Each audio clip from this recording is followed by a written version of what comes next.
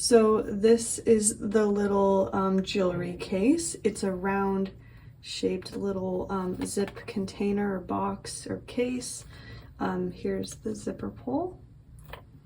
And it does have the Coach cartouche stamped on the bottom of it. So when we open it, here's what the inside looks like.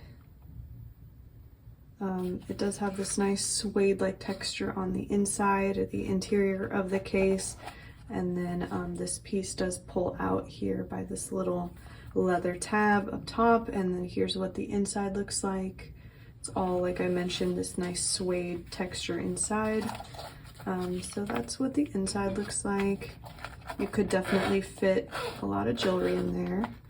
And then here's the exterior again, the top, and then the bottom one last time with the Coach cartouche stamped on it. So yeah, this is a great small leather good, or just little piece to have in your collection.